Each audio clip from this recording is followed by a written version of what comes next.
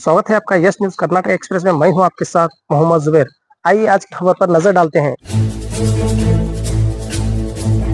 ಈಗ ಒಂದು ಪತ್ರಿಕಾಗೋಷ್ಠಿಯನ್ನು ಉದ್ದೇಶ ಮಾಡುವುದು ಏನಂದ್ರೆ, ನಮ್ಮ ಊರಲ್ಲಿ ಕೆಲವೊಂದು ಊಹಾಪೋಹಗಳು, ಕೆಲವೊಂದು ಚುನಾವಣೆಯ ತಪ್ಪು ಕಲ್ಪನೆಗಳನ್ನು ಕೆಲವೊಂದು ಮೀಡಿಯಾಗಳಲ್ಲಿ ಅದು ತಪ್ಪು ಗೈಡೆನ್ಸ್ ಕೊಡಾಕತ್ತಿದ್ದಾರೆ.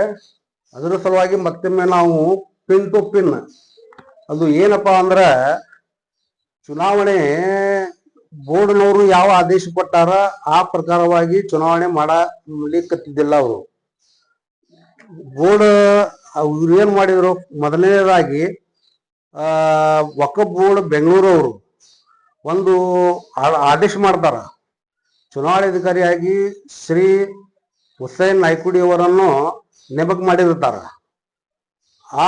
ಆ ಟೈಮಿನಲ್ಲಿ ಅವರು ಒಂದು ಚುನಾವಣೆಯ ಪ್ರೊಸೀಜರ್ ಶುರು ಮಾಡಿದ ಕೂಡಲೇ ಕೆಲವೊಂದು ವೋಟರ್ ಲಿಸ್ಟ್ಗಳು ತಯಾರು ಮಾಡುವ ಮುಂದ ಒಂದು 10, ಒಮ್ಮೆ 20, ಕೆಲವೊಂದಷ್ಟು 100 ಹೀಗೆ ಫಾರ್ಮ್ಗಳನ್ನು ತೆಗೆದುಕೊಂಡು ಹೋಗಿ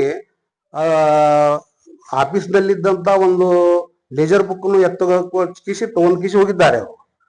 ಅಲ್ಲಿ ಏನಾಗ್ಬಿಡ್ತಂದ್ರೆ ಸಮಸ್ಯೆ, ಅಧಿಕಾರಿ ಆದಂತ ಅವ್ರು ಏನ್ ಮಾಡ್ತಾರೆ, ಇದು ಬೇಕಾಯ್ದೆಶೀರಿ ಇದೆ, ಇದು ಇನ್ಲೀಗಲ್ ಆಗಿದೆ, ಇದು ಈ ಚುನಾವಣೆ ಪಟ್ಟಿಯನ್ನು ಇದು ಚುನಾವಣೆ ಮಾಡಲಿಕ್ಕೆ ಅರ್ಹ ಇಲ್ಲ ಅಂತ ಕೇಸಿ ಒಂದು ಲೆಟರ್ ಬರ್ಕೊಡ್ತಾರ. ಆ ಲಿಖಿತವಾಗಿ ಒಂದು ಇದು ಅದ, ಲೇಖಿ ಅದ, ಇವನು ಮೀಡಿಯಾದಲ್ಲಿ ಈ ಬರೆದು ಕೊಟ್ಟಂತ ಒಂದು ಲೇಖನಿಗೆ ಪತ್ರ ಯಾರು ಚುನಾವಣಾಧಿಕಾರಿ ಕೊಟ್ಟಿದ್ದಿದ್ದು.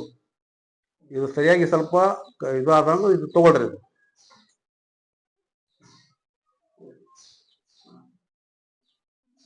ಇದು ಬೇಕಾಯ್ದೆಶೀರಿ ಅಂದ ಕೂಡಲೇ ಈ ಪಟ್ಟಿಯನ್ನು ಏನ್ ಮಾಡ್ತಾರ, ಅದನ್ನ ವೋಟರ್ ಲಿಸ್ಟ್ ಇದು ಕಸದ ಪಟ್ಟಿಗೆ ಒಗದಂಗಿದು. ಮತ್ತೆ ಏನ್ ಮಾಡ್ತಾರೆ, 4 ತಿಂಗಳ ತನಕ ಇದು ಹಾಗೆ ಪೆಂಡಿಂಗ್ ಉಳಿತದ. ಮತ್ತೆ ಒಂದು ಕೋರ್ಟ್ ವಕಫ್ ಬೋರ್ಡ್ ಅವರು ಒಂದು ಆದೇಶ ಮಾಡ್ತಾರ. ಅವರು ಯಾರಿಗೆ ಮಾಡ್ತಾರಪ್ಪ ಅಂದ್ರೆ, ಅಡಿಷನಲ್ ಜಿಲ್ಲಾಧಿಕಾರಿ ಔಡ್ರಾಮ್ ಅವರಿಗೆ ಚುನಾವಣಾಧಿಕಾರಿಯಾಗಿ ನೇಮಕ ಮಾಡ್ತಾರ. ಅದಾದ ನಂತರ ಚುನಾವಣಾಧಿಕಾರಿ ನೇಮಕ ಮಾಡಿದ ಕೂಡಲೇ ನಾವು ಏನ್ ಮಾಡ್ತೀವಿ, ವಕಫ್ ಬೋರ್ಡ್ ಅಡ್ಮಿನಿಸ್ಟರ್ ಆದಂತ ಶ್ರೀಮತಿ ತಬಸ್ಸುಮ ಇವರಿಗೆ ನಾವು ಮಾಹಿತಿ ಹಾಕಿನಾಗ ಒಂದು ಕಾಗದ ಪತ್ರ ಕೇಳ್ತೀವಿ. ಅವ್ರಿಗೆ ಅವ್ರು ಏನಂತಾರೆ, ಕಾಗದ ಪತ್ರಗಳ ಕೊಡಾಕ ಕೊಡಾಕ ತಯಾರಾಗಿದ್ದಿಲ್ಲ. ಅವರು ನಾವು ಮಾಹಿತಿ ಹಾಕಿ ಮುಖಾಂತರವಾಗಿ ಕೆಲವೊಂದು ದಾಖಲೆಗಳನ್ನು ನಾವು ತಗೊಂಡ್ಬರ್ತೀವಿ. ಇದೆಲ್ಲ ನಮ್ಮ ಇಲಾಖೆಯಲ್ಲಿ ಲಭ್ಯವಿಲ್ಲ ಅಂತ ಕಿಸ್ಕೊಡ್ತಾರ. ಅದ ನಂತರ ಏನ್ ಮಾಡ್ತಾರೆ, ದಾಖಲೆಗಳು ಸಿಕ್ಕಿದ 4 ದಿವಸದಲ್ಲಿ ಇಲೆಕ್ಷನ್ ಕ್ಯಾಲೆಂಡರ್ ತೆಗಿತಾರ. ಅವರು ಇಲೆಕ್ಷನ್ ಕ್ಯಾಲೆಂಡರ್ ತೆಗೆದ ಕೂಡಲೇ ವೋಟರ್ ಲಿಸ್ಟ್ ಇಲ್ಲ ಇವ್ರ ಕಡೆ, ಎಲ್ಲಿಂದ ಕ್ಯಾಲೆಂಡರ್ ಸಾಕ್ತಾರೆ ಇವರು. ನಾವು ಮತ್ತೆ ತಿರ್ಗಾ ಏನ್ ಮಾಡ್ತೀವಿ, ಬೆಂಗಳೂರು ವಕಫ್ನವ್ರಿಗೆ ಕೇಳ್ತೀವಿ ನಾವು, ಏನ್ ಸರ್ ನೀವು ಮತ್ತೆ ಇದು ಅಂತೂ ಕ್ಯಾಲೆಂಡರ್ ಇದು ಆಗ್ಯದ, ಇವು ಕ್ಯಾಲೆಂಡರ್ ಎಲೆಕ್ಷನ್ ಇದು ಮಾಡಾಕತ್ತಾರ, ಮತ್ತೆ ಇದು ನೀವು ಆರ್ಡರ್ ಏನಾರ ಇದೆ ಅಂತ ಕೇಳಿದ್ರೆ ಅದು ನಮ್ಮ ಮಾಹಿತಿ ಇಲ್ಲ ಅಂತ ಹೇಳ್ತಾರ. ಅವರು ಮಾಹಿತಿ ಇಲ್ಲ ಅಂದ್ರೆ ನಮ್ಮ ಮಾಹಿತಿ ಕೊಡ್ತೀವಿ ತಗೊಳ್ರಿ ಅಂತ ಕೇಸಿ ಈ ಹುಸೇನ್ ನಾಯ್ಕುಡಿ ಅವ್ರ ಒಂದು ಲೆಟರ್ ಕೊಟ್ಟಾರಲ್ಲ, ಇದನ್ನ ಅವ್ರಿಗೆ ಕೊಡ್ತೀವಿ ನಾವು. ಅವ್ ಮರಳಿ ಏನ್ ಮಾಡ್ತಾರ, ಮತ್ತೆ ಅದು ಒಂದು ಆದೇಶ ಮಾಡ್ತಾರ. ಅವರು ಎಷ್ಟೇ ತಾರೀಕಿಗೆ ಅದು ಫರ್ದರ್ ಅಂತ ಕೇಸಿ ಐತಿ ನಮ್ಮಲ್ಲಿ ಇಲ್ಲೇ, ಅದು ಅಪ್ರೂವಲ್ ಅಂತ ಅವ್ರು ಹೇಳ್ತಾರೆ. ಇವ್ರು ಸಿಗ್ನೇಚರ್ ಮಾಡಿ ಕೇಸಿ ಇದನ್ನ ತಂದು ಚುನಾವಣೆ ಮಾಡ್ತಾರ ಅಂತ ಹೇಳ್ತಾರೆ. ಅದನ್ನ ತಗೊಂಡು ಕೇಸಿ ಗುಲ್ಬರ್ಗ ಹೈಕೋರ್ಟ್ ಪೀಠದಲ್ಲಿ ನಾವು ಕೇಳಿವಿ. ಇಲ್ಲಿ ಸುಮ್ಮನೆ ಏನ್ ಮಾಡ್ತಿದ್ದಾರೆ, ಕೆಲವೊಂದು ಜನ ಸ್ಟೇ ಆರ್ಡರ್ ತರ್ತಾರೆ, ಕೆಲವು ಜನ ಊಹಾಪೋಹ ಮೀಡಿಯಾದಲ್ಲಿ ಹೇಳ್ತಾ ಇದ್ದಾರೆ. ಯಾರು ನಾವು ತಡೆಯಾಜ್ಞೆ ತಂದಿಲ್ಲ, ಏನಿಲ್ಲ. ನಮ್ ನ್ಯಾಯ ಏನ್ ಕೇಳಾಕತ್ತೀವಿ, ಹೈಕೋರ್ಟಿನ ಆದೇಶದ ಪ್ರಕಾರವಾಗಿ ಚುನಾವಣೆ ನಡೀಲಿ. ಅವರು ಚುನಾವಣೆಯನ್ನು ಕಾನೂನು ಉಲ್ಲಂಘನೆ ಮಾಡಿ ಕೇಸಿ ಚುನಾವಣೆ ಮಾಡ್ಲಿಕ್ಕಿದ್ದಾರೆ. ಅವರು ಇದರಲ್ಲಿ ಏನೂ ಇಲ್ಲ. ಇದು ನಾಳೆ ನಾವು ಹೈಕೋರ್ಟ್ ನಲ್ಲಿ ಅದು ನ್ಯಾಯ ಏನಾಗ್ತದೆ, ಅವು ಹೈಕೋರ್ಟ್ ಪೀಠ ತೀರ್ಮಾನ ಮಾಡ್ತದೆ. ಅದು ಮತ್ತೊಮ್ಮೆ ಏನಪ್ಪಾ ಅಂದ್ರೆ, ಅದು ನಾಮಿನೇಷನ್ ಏನ್ ಮಾಡಾಕತ್ತಿದ್ರಲ್ಲ, ನಾಮಿನೇಷನ್ ಮಾಡೋದು ಚುನಾವಣಾಧಿಕಾರಿ ತಗೋಬೇಕು ಅಥವಾ ಅಡ್ಮಿನಿಸ್ಟ್ರೇಟ್ ಬಂದ್ ಕೇಸಿ ನಾಮಿನೇಷನ್ ತಗೋಬೇಕು. ಅಲ್ಲಿನೂ ಕಾನೂನು ಉಲ್ಲಂಘನೆ ಮಾಡಿದ್ದಾರೆ ಅವರು. ಅದು ಔದಾಮ್ ಅವರು ಬಂದ್ ಕೇಸಿ ಅದು ಪ್ರೊಸೆಸ್ ಕ್ಲಿಯರ್ ಮಾಡ್ಬೇಕು. ಅದನ್ನ ನಾಮಿನೇಷನ್ ಮಾಡಿ ಏನ್ ಮಾಡ್ತಾರೆ, ಅಡ್ಮಿನಿಸ್ಟ್ರೇಟರ್ ನಮಗ್ ಪವರ್ ಕೊಟ್ಟಿದ್ದಾರೆ, ನಾವ ತಗೋತೀವಿ, ಅದು ಚುನಾವಣೆ ಅಧಿಕಾರಿ ಮಾಡ್ಬೇಕು ಹೊರತು ಇವ್ರು ಮಾಡುವುದು ಅದು ತಪ್ಪದು, ಕಾನೂನು ಉಲ್ಲಂಘನೆ ಅದು. ಆ ರೀತಿ ಆಗುವುದರಿಂದ ಸ್ವಲ್ಪ ಸಮಾಜದಲ್ಲಿ ಗೊಂದಲವನ್ನು ಉಂಟು ಮಾಡ್ತಾರೆ. ಇಲ್ಲಿಗಲ್ ಮಾಡಿದ್ರೆ ಏನ್ ಲೀಗಲ್ ಮಾಡಾಕತ್ತಾರ ವಿಚಾರ ಮಾಡುವುದಿಲ್ಲ. ಕೇವಲ ಏನಪ್ಪಾ ಅಂದ್ರೆ ಎಷ್ಟೇ ತರ ಆಗತ್ತಾರೆ, ಅದು ಬರೀ ಸುಳ್ಳನೆ ಒಬ್ಬಗಳನ್ನು ಉಳಿಸುವುದು, ಕೆಲವು ನಮ್ಮ ಹೆಸರುಗಳನ್ನು ಕೆಡಿಸಿ ಇದು ಮಾಡುವಂತ ಒಂದು ಷಡ್ಯಂತ್ರ ನಡೀತಾ ಇದೆ ಇಲ್ಲಿ. ಇನ್ನೊಂದು ಏನಪ್ಪಾ ಅಂದ್ರೆ ನಮ್ಮ ಮೇಲೆ 1 ತಿಂಗಳಲ್ಲಿ ಒಮ್ಮೆ 8 ಕ್ಯೂಟ್ ಹಾಕಿದ್ರು, ಆದ್ರೂ ಸುಮಾರು ಮತ್ತೊಮ್ಮೆ ತಿರ್ಗಾ 1 ತಿಂಗಳಾದ ಕೂಡ 14 ಮಂದಿ ಮೇಲೆ ಕ್ಯೂಟ್ ಹಾಕಿದ್ರು. ಕ್ಯೂಟ್ ಯಾಕೆ ಮಾಡಿದ್ರು ಇವರು? ನಮ್ಮ ಮೇಲೆ ಕಂಪ್ಲೇಂಟ್ ಮಾಡೋದ? ಅದ್ರ ಸಲುವಾಗಿ ನಾವು ಏನ್ ಮಾಡಿದೆವು, ಅದನ್ನ ನಾವು ಹೈಕೋರ್ಟ್ಗೆ ಅದನ್ನ ಚಾಲೆಂಜ್ ಮಾಡಿದೆವು. ಅಲ್ಲಿ ಏನು ತೀರ್ಮಾನ ಆಗ್ತದೆ ಅದಕ್ಕೆ ನಾವು ಬದ್ಧವಾಗಿರ್ತೀವಿ. ಆದ್ರೆ ತಡೆಯಾಜ್ಞೆ ಸುಳ್ಳೆ ಚುನಾವಣೆ ನಿಲ್ಲಿಸ್ಲಾಕತ್ತಾರ ಅನ್ನೋದನ್ನು ಅದು ಮೊದಲು ತಲೆಯಾಗಿ ತೆಗಿಬೇಕು.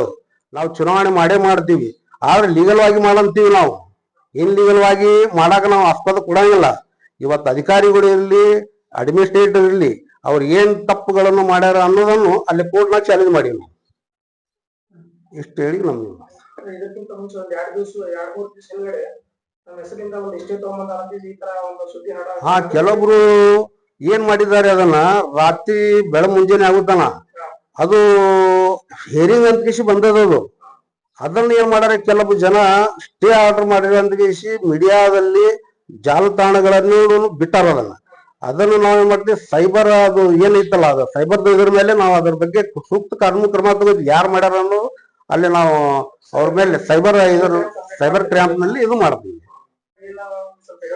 ಅದ್ರಿ ಅದು ಸೈಬರ್ದೊಳಗ ಅವ್ರು ಏನಾಗ್ತದ ಅಂದ್ರೆ ಅದು ನಂಬರ್ ಯಾರು ಬಿಟ್ಟಾರ ಅನ್ನೋದು ಗೊತ್ತಾಗ್ತದಲ್ಲ. ಅಲ್ಲಿ ಸೈಬರ್ ಕಂಪ್ಲೇಂಟ್ ಮಾಡಿದ್ರೆ ತಾನೇ ಹೊರ ಬೀಳ್ತದ. ಅದು ಕೊಯ್ಡ್ ಯಾರು ಹಾಕ್ಯಾರ ಸರ್ ನಿಮ್ಮ ಮೇಲೆ?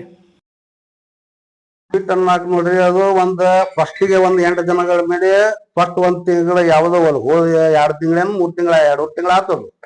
ಅವಾಗೊಮ್ಮೆ ಹಾಕಿದ್ರು.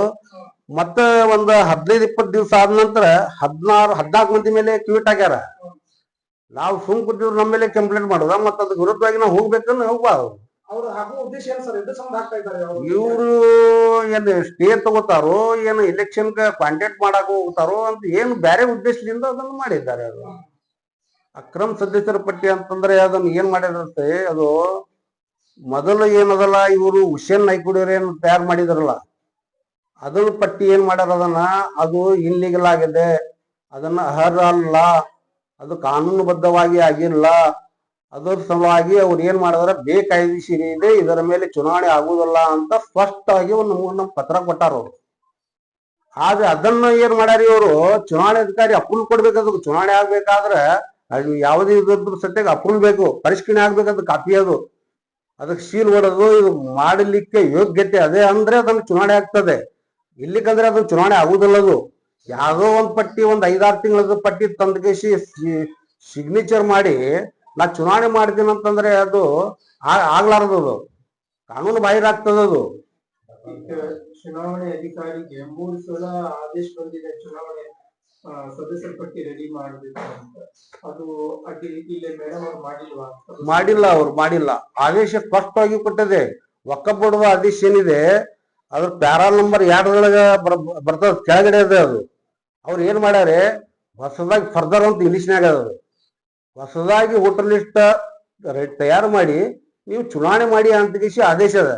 ಆದ್ರೆ ಇವ್ರು ಚುನಾವಣೆ ಪಟ್ಟಿನೇ ಅವ್ರು ರೆಡಿ ಮಾಡಿಲ್ಲ. ಯಾವ ಪಟ್ಟಿ ತಗೊಂಡು ಇದ್ರ ಮೇಲೆ ಆಧಾರ ಮೇಲೆ ಇವರು ಚುನಾವಣೆ ಮಾಡ್ತಾರ? ವೋಟರ್ ಲಿಸ್ಟ್ ಬೇಕಿಲ್ಲ, ವೋಟರ್ ಲಿಸ್ಟೇ ಇಲ್ಲ. ಯಾವುದೇ ಹೊಸ ಸುದ್ದಿಯನ್ನ ನೋಡಲು ನಮ್ಮ ಎಸ್ ನ್ಯೂಸ್ ಕರ್ನಾಟಕ ಎಕ್ಸ್ಪ್ರೆಸ್ ನ ನೋಡ್ತಾ ಇರಿ.